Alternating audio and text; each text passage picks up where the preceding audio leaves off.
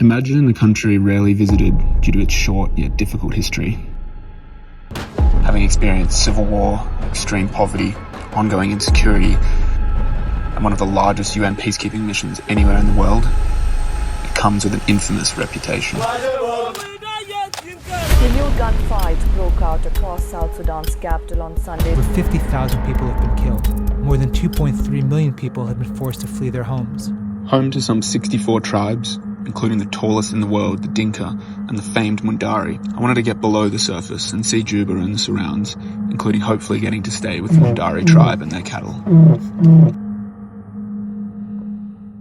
Constantly shifting political climate, elections recently being postponed, and of course, filming being prohibited across the entire country without an expensive permit.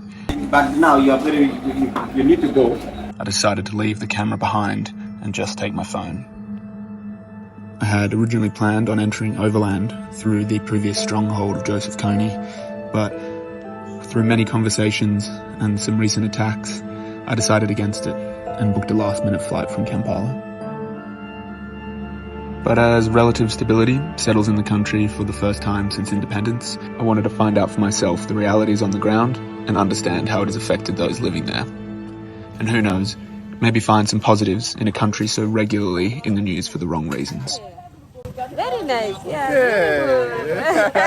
The few that dare visit this country visit on a tour, and not many attempt to go alone. Welcome to South Sudan.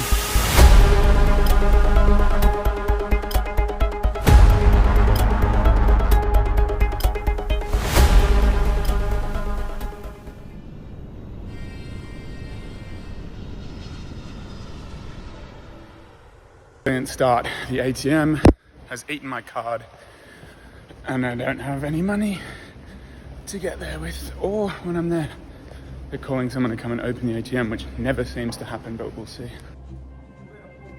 After a long and nervous wait, the card was returned. I was able to get money and the journey could continue.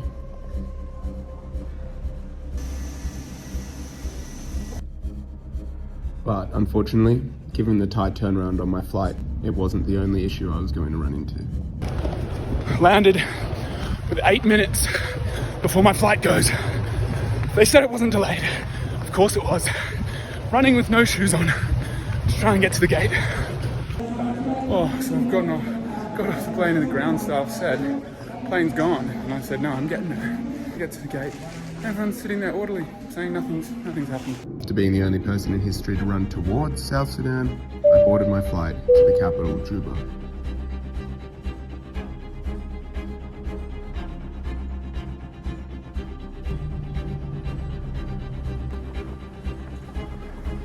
Riding through the streets, I was pretty nervous, so most of the clips look like this. So, I've just gotten to the hotel, and that airport experience was interesting. It was the first time ever that the UN diplomat line, usually has no one in it, was longer than the line for all other passports. Based on what I was seeing in the line, it looked like I was the only tourist here. Everyone else was here for business. People were pretty surprised to hear that I was here as a tourist. I dropped my stuff and went straight to town in the hope of finding someone who could take me to the Mundari. Oh, that was successful. I came to a very famous part of Juba here called the Afex River Camp. Talked to a few people about how to get out to the Mundari and made a few connections, so hopefully we can get out there tomorrow and check out what's going on.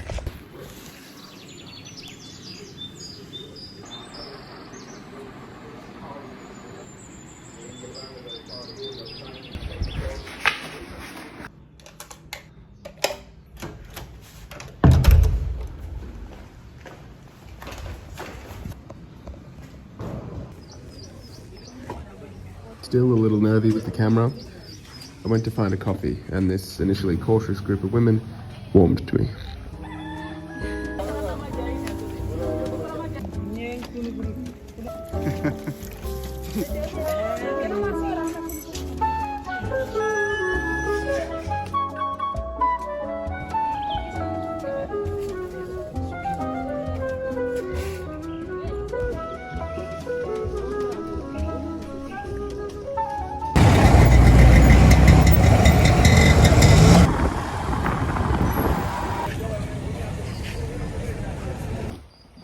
I walked through the Konya markets, I had my phone taken from my pocket. I quickly grabbed it back from the guy and headed into this juice store. We're down in the Konya markets down here, having a gorgeous smoothie with some of the crew. It's really nice to just get stuck into the market after that false start. Still a little shaken up, I went to meet Michael from Apex from the night before, who would help me get to the Mundari.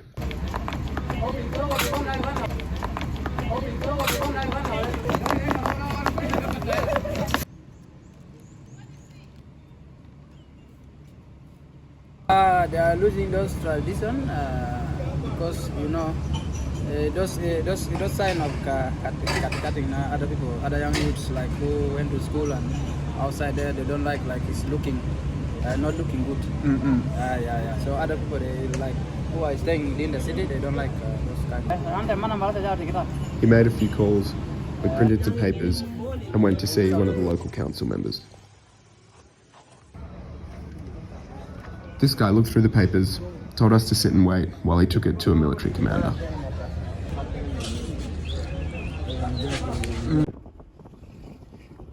And with the military commander driving, we finally got to the top boss, the Minister for Tourism for South Sudan. With the permit secured, I grabbed some food, but it started to dawn on me how many people were involved in this. Pretty deflated. Just realised that it just all became a little bit too expensive. I was going to have to pay the head of the Ministry of Tourism here, the commissioner in the state, the security in the state, the Mundari themselves, the transport to get there, the guy to come with me, and then another Mundari guy to come with me. And that was just, I didn't have enough money with me and I didn't have access, my card's not working, so after all that, I'm not going to go. So it's something to save for next time. Deflated, I went to watch some basketball and then jumped in a tuk-tuk and headed to one of the viewpoints over Juba, Jebel Kafur.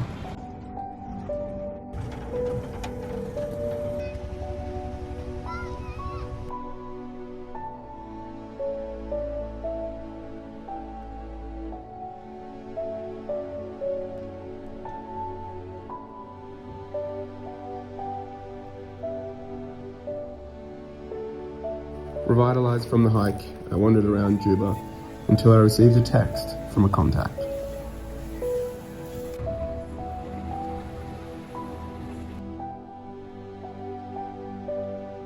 So, turn of events, I've just got a message from a guy here who said he's going to be able to take me out there tomorrow and bring me back just in time to get to the airport the next morning. So, maybe back on.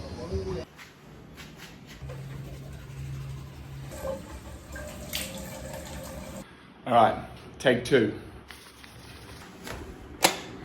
With both money and time running out, this was seriously the last opportunity to get to the Mundari.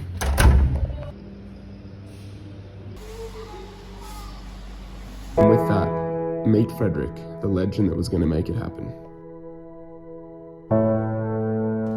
You came far away to see my country, and I can't hesitate to help if I can, Thanks, bro. You're welcome, brother. Because during the civil war, Bashir, the president, he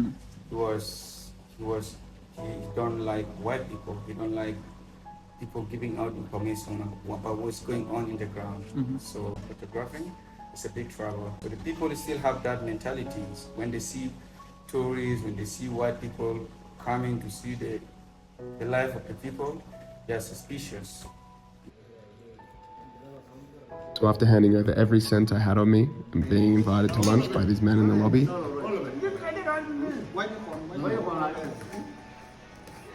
we left Juba in search of the cattle camps.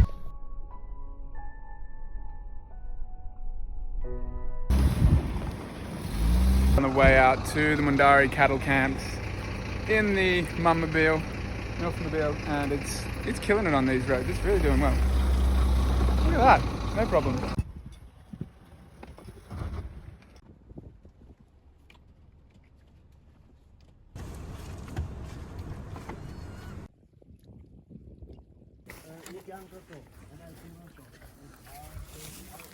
Alright, we have to ford across.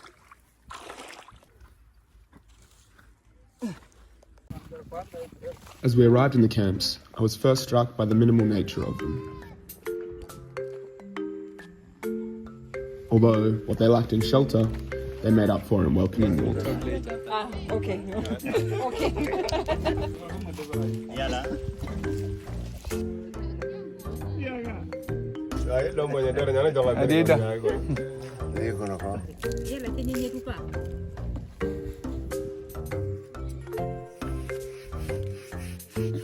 Wow, it's still hot.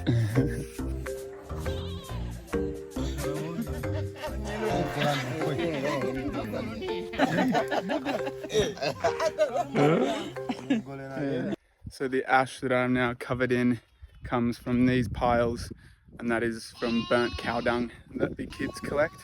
Put it all in the pile, light it on fire, and use it to keep the mosquitoes off and to keep the sun off.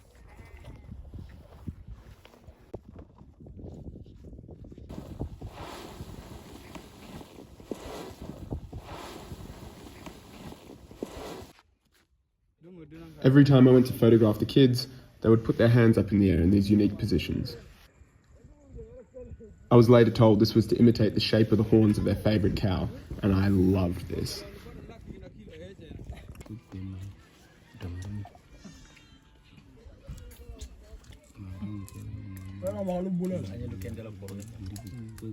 Actually, when they have to draw it, they have to mark it with the axis, and then they cut it using a very small knife. There's a tribe woman who used to do this for every kid in the village. Yeah, so when you're 10 years of age or 12, that's when they did the scarification to you. Yeah. As you can see behind me, the sun is now setting.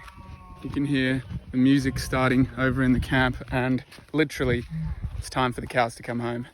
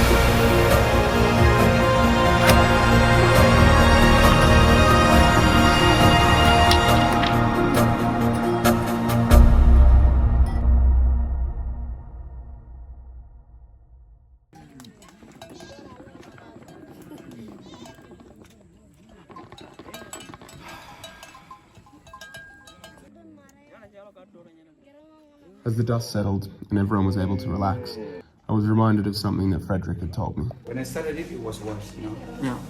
It was worse, and it was, I could go to jail, the security could pick me up, beat me up for bringing white people in the country. I was a little kid. Like, what do you know about these people? These people come and steal our minerals, steal gold. Like, these are tourists, they're just holding cameras, taking people picture and cultural studies and stuff like that. But, you know, it was hard. Feeling grateful to be there, I soaked up my time with my newfound friends.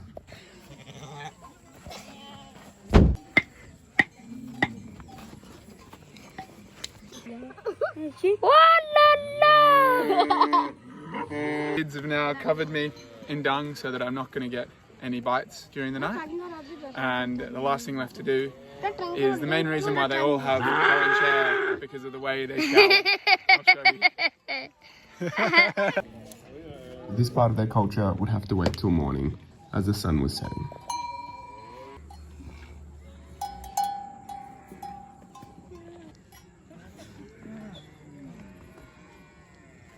One of the main staples of their diet is the milk. Some people actually don't have anything but milk. They occasionally will eat some meat when the cows die, but otherwise just milk. Falling asleep to the sounds of the bells of the cows, the kids milking them. And the smell of fire.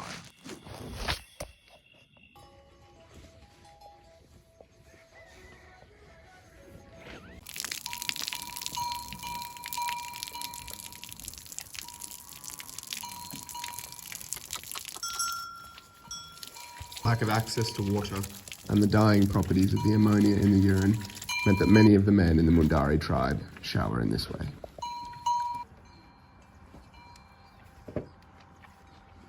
I was amazed by how relaxing it felt to be here, despite where we were in the world. To observe them collecting,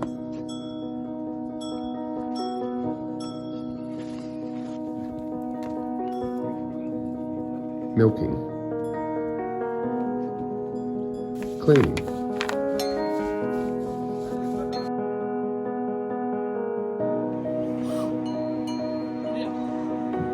dare say I was almost starting to get used to this life. Oh wait. Sorry. No. Sorry. Sorry.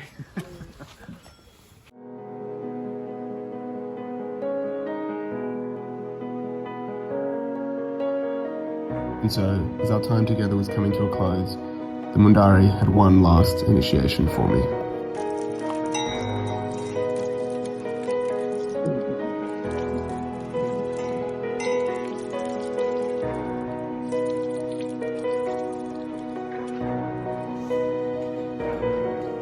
As I drove to the airport, enriched by my time with these nomadic herdsmen, the surprise upon arriving at the airport. I just went through passport control and it popped up with the little thing to take a picture of you, and I saw my face look like this still, and I was like, how were they letting me through? I left the country and headed back to Kampala to continue cycling. I had hope for the world's newest country.